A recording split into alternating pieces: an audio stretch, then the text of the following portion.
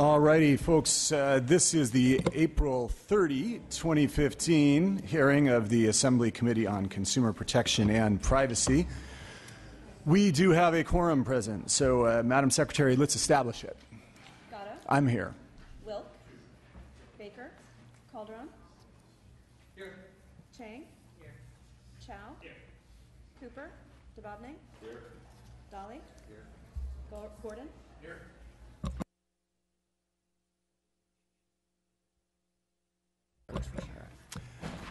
All right, I'm told that Mr. Quirk was here bright and early and signed in first. So, Mr. Quirk, this is Assembly Bill 56. The floor is yours.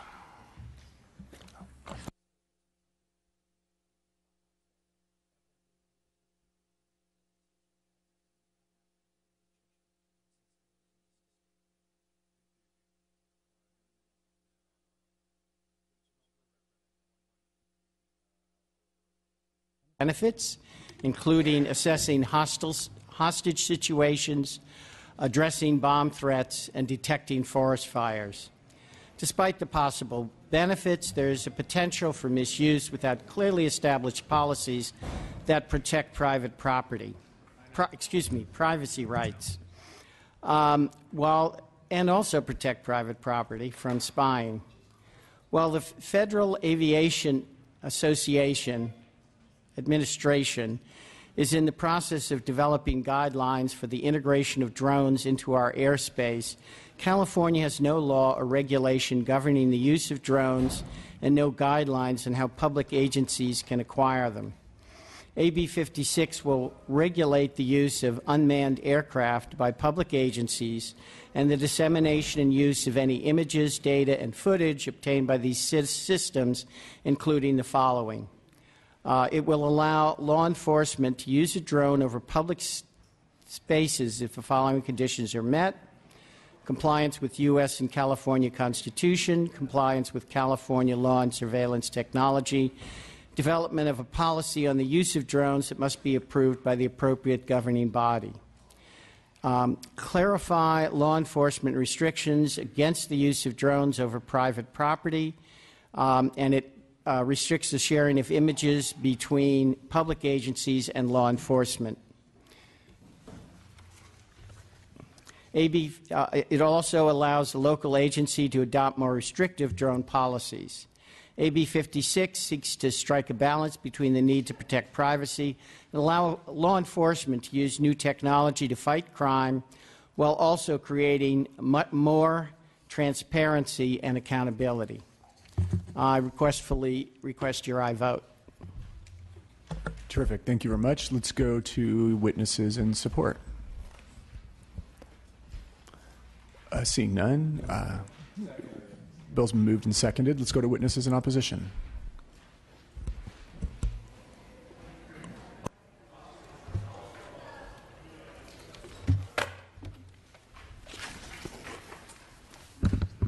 Good morning, Mr. Chair and members. Corey Salzillo here on behalf of the California State Sheriff's Association. We are currently opposed unless amended. We were making great progress with the author and the staff on the bill as to the mechanics of the when and the how and the why of law enforcement utilizing drone technology. The concern emerged on the question of requiring law enforcement to seek the approval of the local governing body, so the Board of Supervisors or the City Council, before deploying the drone. We think that will hinder UAS use in search and rescue and emergency situations. We also think it'll hinder drone use in situations involving cross-jurisdictional issues, and we're concerned about the precedent of setting up a requirement that the sheriff, a duly elected official, go to the Board of Supervisors to seek management function approval on things, especially like tactics that are integral to the sheriff's operation. So for those reasons, we're currently opposed unless amended. Thank you. Thank you very much. Next witness.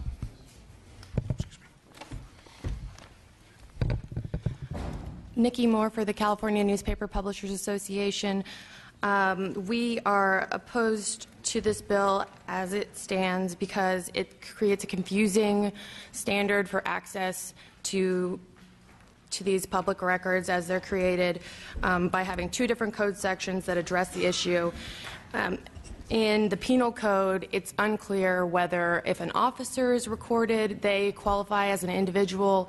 That would make the drone record exempt from disclosure. There's other issues that we see with this language. We'd appreciate it if the author could work with us to discuss this further. We didn't get a letter of opposition in, which we apologize about, and we will continue to hopefully work on this. Thank you. Thank you. Let's go to public comment in opposition. Yes, thank you, Mr. Chairman, members. Ryan Sherman on behalf of Los Angeles County Professional Peace Officers, Long Beach and Santa Ana Police Officers Association, Sacramento Deputy Sheriffs, and California Fraternal Order of Police. Although we do not have an oppose or support position, we appreciate the authors working to modify the bill a bit, and we hope to be able to have a position sometime in the future, and we look forward to working with it. Thank you. Thank you. Any other public comments? Yes. Good morning, Mr. Chairman, members. Kevin Baker, American Civil Liberties Union of California. We thank the committee and the author for the recent amendments, which we think address some of the most troubling aspects of the bill. However, we regrettably remain opposed. We think more guidance is needed in this area if we're going to give law enforcement and the communities the kind of direction that we think is necessary and appropriate. Happy to go into more detail if you'd like. Terrific. Let's go to questions or comments from the panel. Ms. Baker. Thank you, Mr. Chairman. Thank you, Mr. Quirk.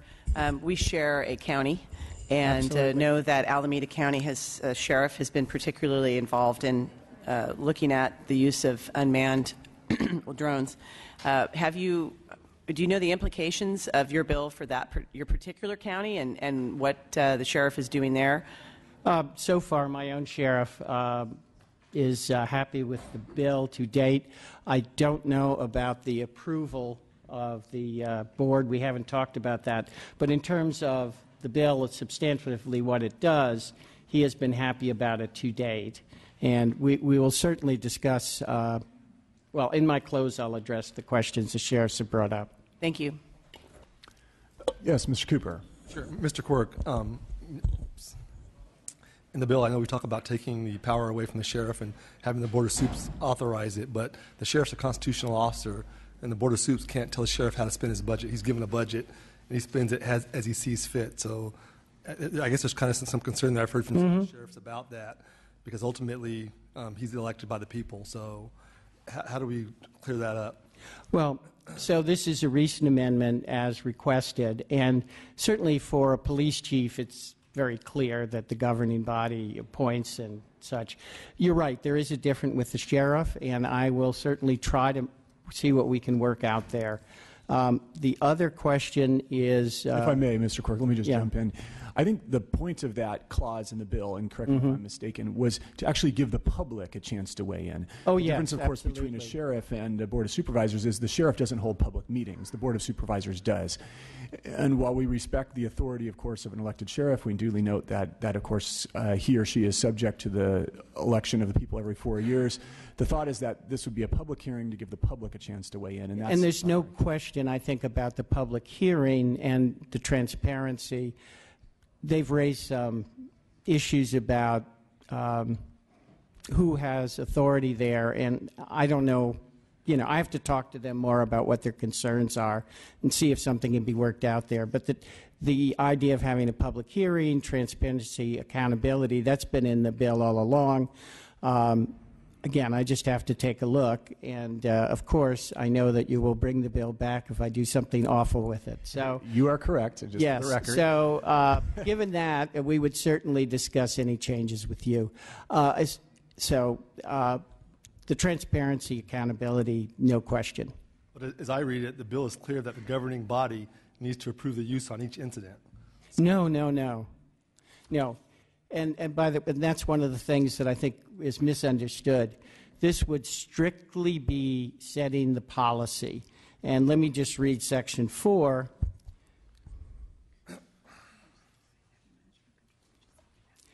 Yeah, I see the section.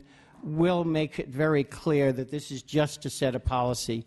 I can understand why the sheriffs would be very concerned if it had to be every time it was used. That would clearly be unworkable, and we'll certainly look on that language. And in fact, if that's the language now you've also got the concern about them being elected officers.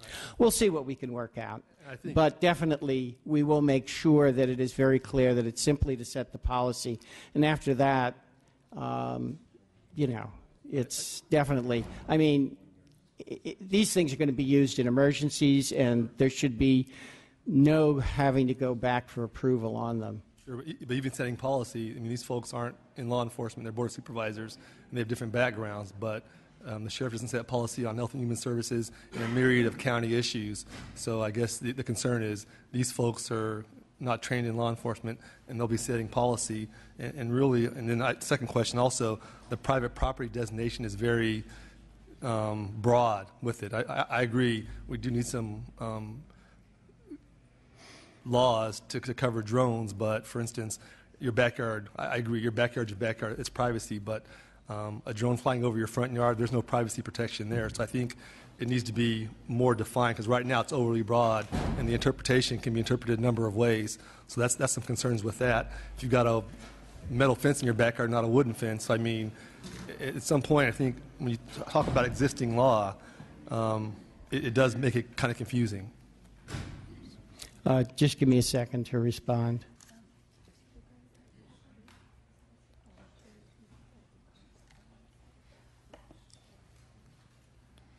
Yeah, so we'll continue working on that.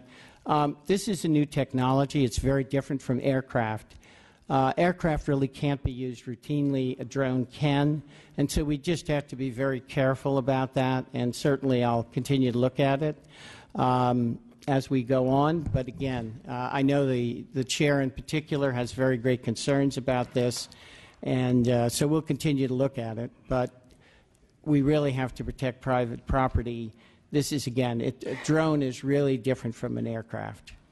Yeah, and that's the point that a lot of the thinkers with minds far greater than mine have pointed out is that the difference between a drone, of course, and private aircraft is that you know, an aircraft is subject to requiring a human pilot and landing and refueling and a lot of these things, and also making quite a bit of noise. But a drone, you know, it could be up there 24 hours a day, 7 days a week, and really, when we start talking about that, when you take out the need for a human pilot with all of our weaknesses as humans, you really get into a world where it's a complete surveillance state, whether or not there's an expectation of privacy or not.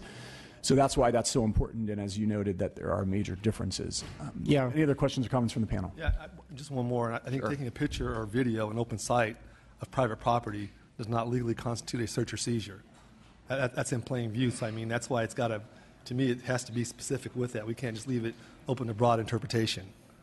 Because we use drones, I mean, I see drones being used a lot. There's a lot of surveillance. I worked in narcotics for 10 years.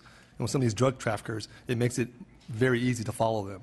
You know, airplane is very expensive, or helicopter to try and surveil that. If you're in vehicles, it's very easy to get picked off. So there's a useful tool for it in some of these situations. And if you're going from one county to another, drug dealers and gang members don't know any boundaries. So if they leave one jurisdiction and go to another, we're supposed to notify on a routine surveillance. There are a lot of nuances, you know, in law enforcement, and that's the concerns that the folks that I've talked to have with this. I think a lot of folks support it, but they just want to make sure it's crafted in the proper way. Yeah, so once you have a warrant, which you would if you had a specific target, then you've got a warrant, and you have all sorts of abilities that you wouldn't if you didn't have a warrant. So, again, I'm willing to talk to you and make sure that we get this bill right. I would love to work with you, but on routine surveillances, there's no search warrant. On the vast majority of investigations that law enforcement is doing, there's no search warrant. Your narcotics teams, your different teams out there, they're doing different things. Mm-hmm. In most circumstances, they don't have a warrant. It's just part of the investigative process, following gang members around, things like that.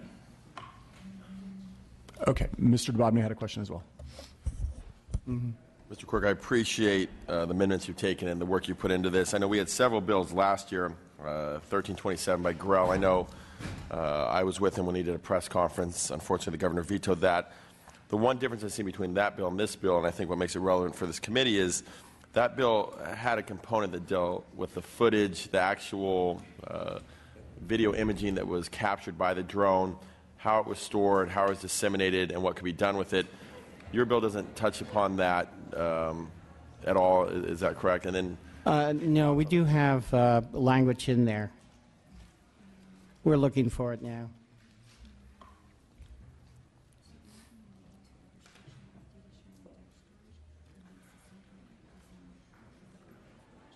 Yeah, as far as that goes, we have the same restrictions as in the Gorel bill from last year.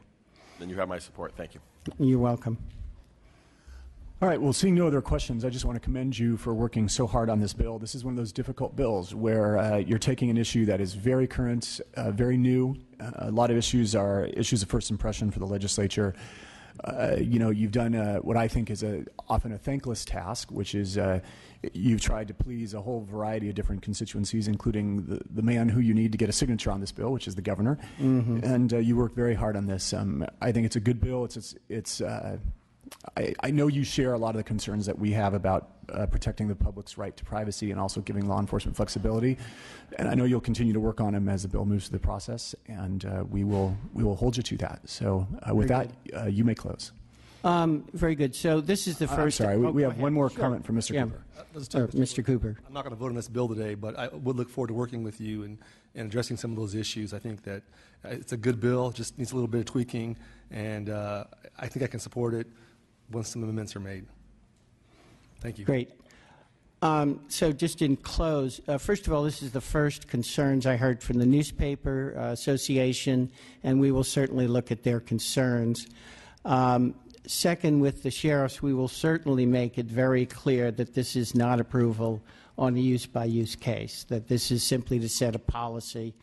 In terms of recognizing the particular office of sheriff, I will work with the chair and see if there is something we can do as we go forward. And at the present time, I don't know what that would be, but I'm certainly would love to work on it with you. In terms of the ACLU, this bill is nowhere near as strict as the bill I did a joint author with Gorel last year, but that bill was vetoed. And the governor expressed that we have to make sure law enforcement can use this as appropriate to make sure we prevent crime. And I am now working very hard with the sheriffs, and we'll work with the police chiefs as well and see what we can do on that. So with that, thank you very much, and I respectfully request your aye vote. Thank you very much. The motion, which is moved by Mr. Daly, seconded, I believe, by Mr. Calderon. It's due pass to appropriations. Madam Secretary, please call the roll. Gatto. Aye. Gatto, aye. Wilk. Aye. Wilk, aye. Baker. Aye. Baker, aye. Calderon. Aye. Calderon, aye. Chang.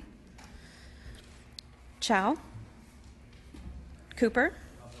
Cooper not voting. Dababneh. Aye. Dababneh, aye. Daly. Aye. Daly, aye. Gordon. Low. That bill is out. We will hold the roll open to let people add on. Thank you very much, Mr. Chair. Sure. Next, we have Mr. Rodriguez with Assembly Bill 69.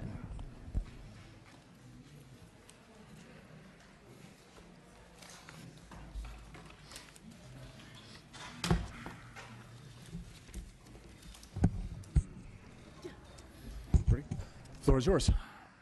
Mr. Chair and members, first of all, I would like to accept the committee amendments and would like to thank your staff for working with my staff on these amendments. AB 69 seeks to provide guidelines for developing and implementing policies and procedures for downloading and storage data from body-worn cameras. Body-worn cameras are the newest law enforcement tool being implemented by several police departments statewide to capture law enforcement officers' interactions with the public. Many law enforcement departments currently using body-worn cameras have formal policies covering some key issues, such as when to record and how long to retain recordings. However, these policies will likely need to evolve as departments develop better understandings of how body-worn cameras affect policing practices on the ground. AB 69 focuses on providing guidelines for downloading and storing body-worn camera data for those law enforcement agencies that choose to implement a body-worn camera program. Move the bill. AB 69 includes recommendation to ensure security, integrity, and ability for the data download and restored. I respectfully ask for a vote. Thank you very much. And let me just interrupt the presentation 1 second because we have a celebrity with us, and that is, everyone turns around, and that is Mr. Ian Calderon's fiancée, Elise. I saw her sneak in the back, so please stand up and say hello. and of course, and she's engaged to our own celebrity, Mr. Ian Calderon. All right. I'm blushing too. We're all blushing. Okay. So you've asked for an aye vote. Bill's been moved and seconded. Do we have witnesses in support? Are there witnesses in opposition?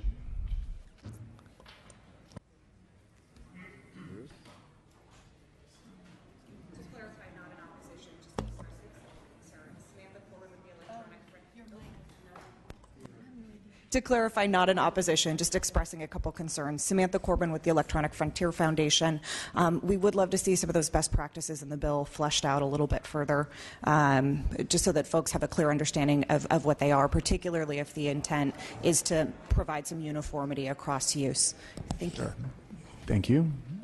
Next witness. Nikki Moore for the California Newspaper Publishers Association. We have a small concern with the very last provision of the statute, that it might confer some sort of intellectual property right on these records. We don't know what the intent behind that provision is, and we're working to figure that out, and appreciate it. Thanks. Terrific. Mr. Rodriguez, do you want to address those concerns, or? This opposition is new to me since yesterday and first thing this morning, so I'll look forward to work with them as well. Terrific. Are there questions and comments from the panel? Okay. Well, Mr. Rodriguez, I applaud this bill. It's we just want to note for the record that as you flesh these out, we of course reserve the right to pull this bill back. We do want to see. I think Ms. Corbin from the Electronic Frontier I always screw up that acronym. Made some excellent points, which is that we would like to see a lot of these best practices be more mandatory and actually become a set of mandatory best practices by the state. We'll continue to work with you as this bill makes its way through the process, and if we have to have another hearing later on, we will do that. But seeing no other questions or comments, all right, we do have Mr. Cooper. Yeah, I just want to thank my colleague for bringing this forward. I think body cameras are not a matter of if, it's a matter of when, but it has to be thoughtful, and that serves both purposes: transparency, works for the public, and works for law enforcement. And we want to see more folks embrace this and come forward with it. And I think your legislation, the way it's crafted, I think it's what gets us there. It's a great start. So thank you for bringing it forward. Any other? Yeah, it's been moved. Any other questions or comments? Would you like to close? Just that opposition is new to me. Just first came to us right now, so I'll look forward to work with her. Had I known sooner, I would have been talking with her. But with that, I respectfully ask for your aye vote. Wonderful. The motion is due pass as amended to the Assembly floor. Madam Secretary, please call the roll. Gatto? Aye. Gatto, aye. Wilk? Aye. Wilk, aye. Baker? Aye. Baker, aye. Calderon? Aye. Calderon, aye. Chang? Chow? Aye. Chow, aye. Cooper? Aye. Cooper, aye. DeBobne? Aye. DeBobne, aye. Dolly? Aye. Dolly, aye. Gordon? Lowe? Aye. Lowe, aye. All right, that measure has passed. Thank you very much. Okay.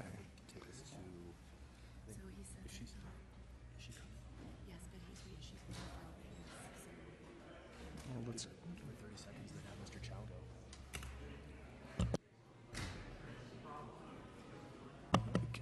go. Mr. Chow, would you like to try to knock out Assembly Bill 964 while we wait for other authors? Actually, you have two, so. All right, this is Assembly Bill. Well, you can start with 1172 or 964. Let's start with 964. Wonderful. Thank you very much, Mr. Chair and members. Got it. In 2003, California was the first state in the nation to pass a law that required businesses to notify customers when their personal information has been stolen in a data breach. Data breaches involved situations in which sensitive, protected, or confidential data such as credit card information, debit cards, social security numbers, or health records are stolen. As more of our personal information is being used in the course of our daily lives, data breaches have become an almost common occurrence. Recent data breaches on private and public entities have shown that these attacks are growing in number and are becoming increasingly sophisticated. In 2012, California was home to 17% of data breaches recorded in the United States, the most in the nation. Even more troubling was the fact that in 2013, the number of data breaches increased by 28%. Data breaches pose a serious threat to governments, private industries, and also individuals. On public agencies, a data breach can put critical infrastructures at risk, from criminals and terrorist activities. Private industries risk losing corporate secrets and billions of dollars. For consumers, the loss of personal information can result in identity theft, fraud, and personal embarrassment, all of which could take years to recover from, if ever. Currently, California law requires a business or state agency to notify any California resident whose unencrypted personal information was acquired or reasonably believed to have been acquired by an unauthorized person following discovery of a data breach. Now, this notification must be made in the most expedient manner possible and also without unreasonable delay. Additionally, any business or state agency that is required to issue a security breach notification as a result of a single breach shall electronically submit a single sample copy of the security breach notification, excluding any personally identifiable information, to the Attorney General. Currently, when businesses and state agencies submit their sample copy of the security breach notification, they do so through a form which provides the option and place to enter date of discovery of the breach. A copy of the form is being circulated to members of the committee for your reference as we speak. AB 964 specifically requires businesses and state agencies to inform the Attorney General of the date of discovery of the breach, which is already part of the form that you're looking at. And also it defines the term encrypted to mean any data which has been rendered unusable, unreadable, or indecipherable through a security technology or methodology generally accepted in the field of information security. Organizations must be able to determine as quickly as possible when the data breach occurred. The date of discovery of the breach is important because it starts the clock running to give notice to a customer. Furthermore, under current law, if the personal information that was stolen was encrypted, businesses and agencies are not required to provide notice. The provision serves to encourage businesses and agencies who store personal information to adopt encryption so that if information is stolen, it would be deemed less vulnerable to abuse. However, the term encryption is not being defined in statute currently. The definition of encryption provided in the bill is very technology neutral because it focuses on the result of encryption. This means that it can cover any security technology as long as it renders the data unusable, unreadable, or indecipherable. And just real quick, there's a motion and a second on the table. I'm sorry. And I respectfully ask for a vote. Okay, thank you very much. Thank you. Let's go to witnesses in support. Are there witnesses in opposition?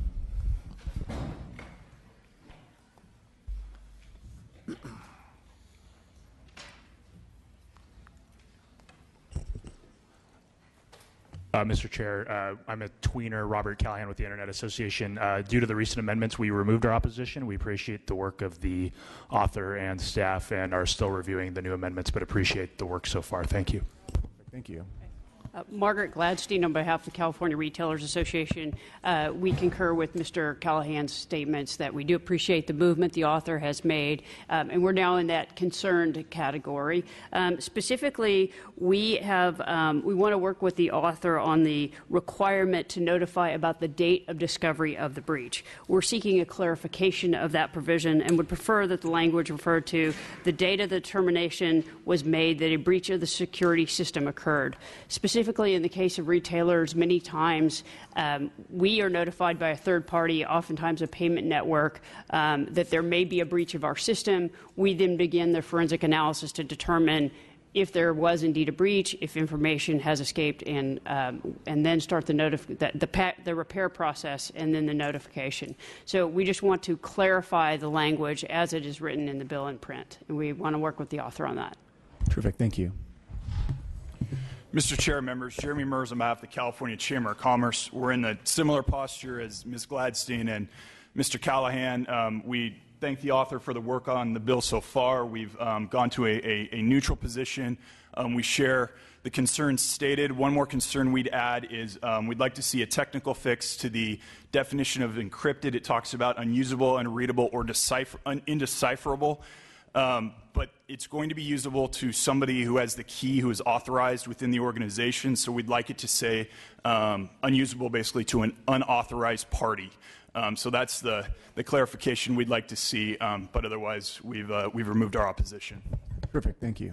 Yes, Alex Alanese with the California Bankers Association. We do want to thank the author for taking the amendments that we had suggested in our previous letter. We're still studying the bill, but we don't oppose it as it is today, and do want to echo Ms. Gladstein's comments regarding the date of discovery definition, but I do think we can work it out with the author.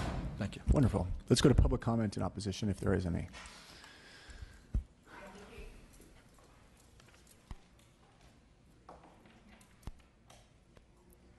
Thanks. Amy Durbin with the California Medical Association. Appreciate the amendments taken thus far. Echo some of the remaining concerns already mentioned. Thank you. Okay. Thank you. Derek Thomas with Slotek and Jensen Associates on behalf of America's Health Insurance Plans. We share the concerns expressed by the previous testifiers. Thank you. Any other public comment in support or opposition? Dean Hutchings with the California Grocers Association, moving to neutral. Thank you. Terrific. Questions or comments from the panel? Mr. Dababneh. Mr. Chow, thank you for the thoughtfulness on this bill. I've seen this obviously progress since you brought it forward, and I think your amendments so far have made this a very reasonable bill. I would echo a few of the concerns that were brought up today, especially in the clarification of the actual date of the breach, because we want to make sure we're providing incentive for these companies to be as thoughtful and forthright as possible, and I'd like to see some more clarification on that. Also, one thing that I was a little concerned about had to deal with the Attorney General's ability to grant a 30-day extension. I would like to see, if the bill goes forward, a little bit more clarification in the process for how that would work and what would be the mechanism to allow for, obviously, these companies to be able to be granted a 30-day extension when the breach obviously occurs. But I appreciate your amendments so far, and I'll be supporting the bill today, but look forward to further amendments. Ms. Baker. Thank you, Mr. Chair, and thank you for bringing it forward. I share the same concerns that Mr. Dababneh has mentioned. I'm just going to stay off today because this really does sound like a work in progress, but you're definitely working hard on it, and I look forward to an opportunity to support it on the floor, and really hope that we can get that date of notification figured out without it being something that allows 10 months to go by of forensic study so the consumer never finds out really during a potential time of harm. So I thank you, and I'll look forward to an opportunity to vote supportive later. Any other questions or comments from the panel? Seeing none, I just want to thank you for working hard on this issue. Often the bills where you come to the dais by yourself, there's no interest group and support. It means that you're working for the people. They're not always up here supporting these bills, but I also note that the opposition has seemed pretty reasonable, and I thank you for working with them, and I know you'll continue because you're a reasonable person. So. Would you like to close? Yes, absolutely. Thank you very much again. I am committed to working with all stakeholders to basically narrow the definition, if necessary, to a place where we could all accept. And as far as the 30 notice, and that has been removed from the bill. So that was part of the suggested amendments made by industry, which we did agree to remove. So it currently doesn't have that anymore. So, yeah, we do accept the technical amendments suggested by the committee, by the way. So with that, I respectfully ask for a vote. Terrific. The motion is do pass to appropriations. Do pass as amended to appropriations. Madam Secretary, please call the roll. Gatto. Aye. Gatto, aye. Wilk. Baker. Baker not voting. Calderon? Calderon, aye. Chang? Chow? Aye. Chow, aye. Cooper? Cooper, aye. DeBobne? DeBobne, aye. Dolly? Dolly not voting. Gordon?